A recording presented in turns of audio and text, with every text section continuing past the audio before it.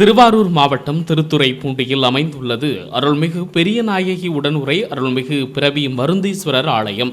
1000 ஆண்டுகளுக்கு மேல் பழமையானதும் அஸ்வினி நட்சத்திர பரிகார ஸ்தலமாகும். பிரம்மாவின் பிணியை நீக்கியதால் சிவன் பிறவி மருந்தீஸ்வரர் என அழைக்கப்படுகின்றார்.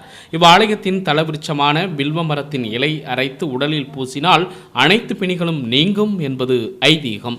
கோவிலுக்கு எதிரே பிரம்மா அமைத்த பிரம்ம தீர்த்தமும் அம்பாள் சந்நிதிக்கு எதிரே அமைந்துள்ள மாங்கல்ய தீர்த்தமும் வெகு சிறப்பு. அதேபோன்று கஜசம்ஹார மூர்த்திக்கு இங்கு தனி சந்நிதி உள்ளது. மேற்கு பார்த்து திருக்கோவிலாக அமைந்துள்ளது. மாங்கல்ய தீர்த்தத்தில் நீராடி அம்பாளை வழிபட்டால் திருமண தடை நீங்கும் என்பது ஐதீகம்.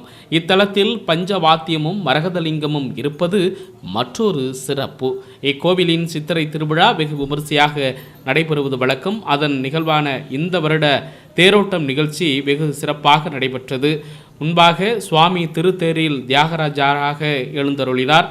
தொடர்ந்து இந்து சமய அறநிலையத்துறை உதவி ஆணையர் வீரபாண்டியன் மற்றும் திருத்துறைப்பூண்டி தாலுகா முத்துப்பேட்டை லாரி ஓட்டுநர் உரிமையாளர் சங்க தலைவர் ஆறுமுகம் மற்றும் அதன் நிர்வாகிகள் உள்ளிட்டோர் தேரை வடம் பிடித்து துவக்கி வைத்தனர். இதில் ஏராளமான பக்தர்கள் கலந்து கொண்டு தீர்த்த விடங்கா தியாகேசா என கோஷத்துடன் தேரை வடம் பிடித்து இழுத்தனர்.